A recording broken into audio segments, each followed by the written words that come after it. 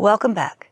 I'm Teresa Garcia, or Amehana Arashi, and this is Flash Fiction Fridays, where I read short stories and flash fictions that either I have written or that have been submitted and accepted to be read on the podcast. Today I'll be reading a few that I wrote during Flash Fiction Month, which was in July. This first one is titled Clarity, and I wrote it because I wanted a quick Selkie story the day that I was working on this. The tinkling water sang beneath the moonlight. Cool and clear, the air tickled her exposed skin. In her hands rests the circle that reflected the moon, glowing blue and silver beneath the stars.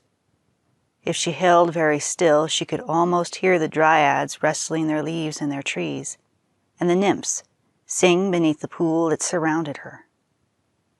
The rock she sat on in the center made her skinny little rump ache, but the discomfort she thought would be worth it.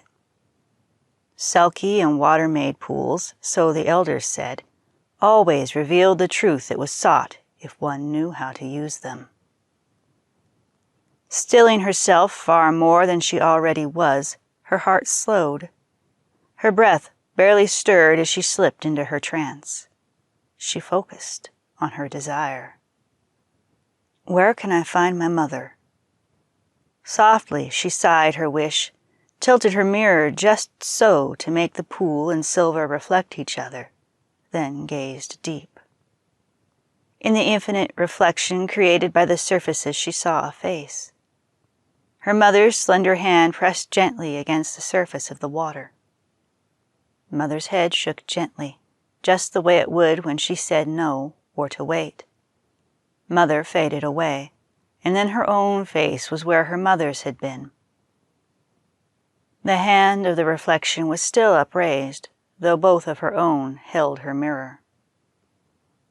She gazed longer before finally nodding, and Mother's face returned briefly. The woman below the water mouthed, "I love you," and then turned away.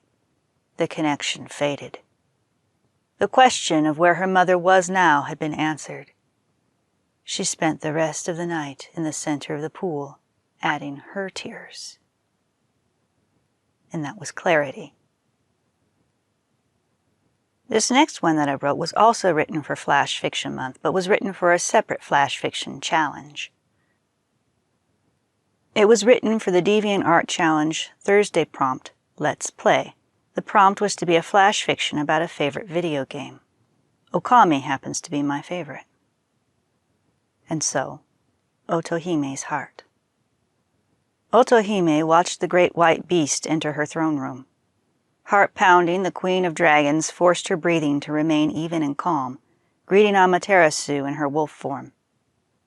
The sun rode within the mother of all, shining out through those deep eyes that met with hers. Stone gripped her heart at the thought of what it meant to be graced with her presence, but locked into a form that used no words. The pearl of her heart pitted, knowing what she must ask the sun goddess to do. The story spilled from her lips. Somehow she managed to hide her anguish. Mother Ameterasu surely would know her relation to their guardian deity. Mother Ameterasu would understand the words she could not say, yet, in the presence of the bouncing bug that so fervently seemed to wish to be a part of the saga they lived. Mother Ameterasu herself, so the stories went, had also made large heart-rending sacrifices.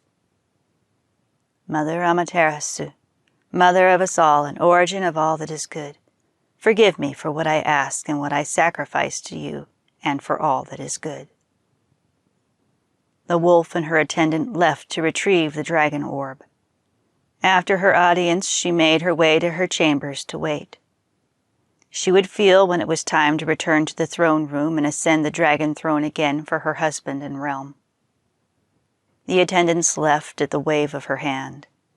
In the silence, she clutched at the pearl in her breast, beating painfully and haphazardly. Time passed, and the silence finally shattered when she pulled out a set of jet and ivory beads. Each bead counted a prayer. Each bead counted another tear that she carefully made sure fell into the shell bowl that would store this energy for the king or queen that would follow after her to draw on and be added to the relic.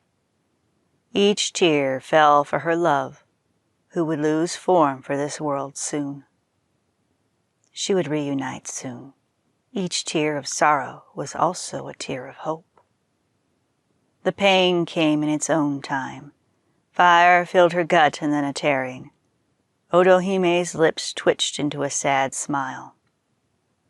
His suffering, at least, would soon be over. In the next world, they would be one again. I love you, my dragon god, my king, my husband. When the time is right, I will take your last earthly connection into myself and begin our reunion, however short my own reign.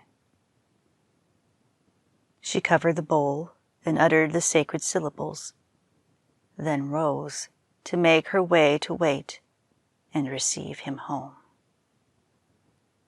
And that was Otohime's heart, inspired by the wonderful video game Okami, which in turn takes its inspiration from the many myths and legends of Japan. And that is going to conclude today's reading. It did not go as long as I intended to.